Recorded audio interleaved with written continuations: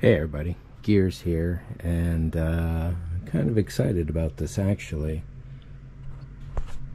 The connection in there is set, and I'm using these M3 ferrules, and the genius of it is kind of crazy the way it works. It's not perfect, but I think it's going to do a decent job enough. I haven't connected the braces yet to the body, so that's going to change things a little. But essentially, this will be in place once it's screwed in. So let me put the cameras, let's say, here.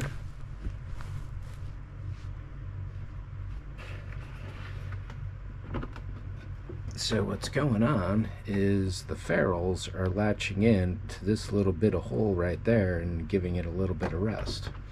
And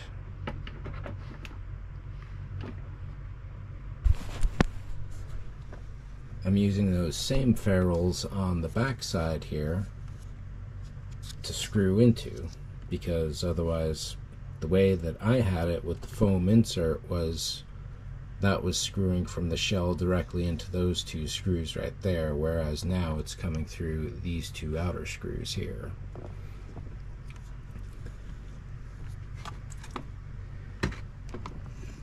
And let's take a look at this in here. So these guys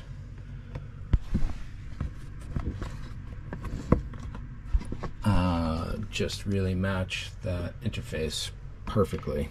So I think I'm like a 16th or a 32nd off center, unfortunately.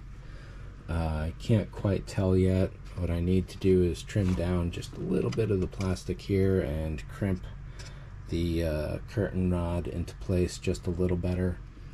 If it is off, it's so close, but I think it's this cut line right there that's throwing me off, because it's a lot wider out here, and indeed you do need to cut out a lot of this area to make sure that the tires, when they're turning, oh, front's down there, when they're turning, they don't cut into the plastic. There is one effect for RC cars that I just recently learned about, and it's called ballooning, and that is the car goes so fast that these tires will literally expand. It's amazing to see some of them. They'll go up to twice their width, but still retain their, or they'll go up to twice their diameter and still retain their width overall. It's just crazy to see, but it does lead to blowouts. One other modification while I'm here is the access port. So one of the problems I've been hearing about is that dust and sand and stuff, even though the compartment is relatively sealed off, it'll still get into the spur and pinion gear. So one idea that's out there is to cut an access port here so all that dirt will fall out instead of getting ground up inside the gears. Downside is that this also allows dirt to get in a lot easier. While the spinning spur gear may kick a lot of it out, it'll also bring a lot in as well. So in my case, I'm going to put this little piece of tape over here, and this will allow me to every now and then pull the tape off and see what kind of dirt has accumulated over time. What else? I guess that's it.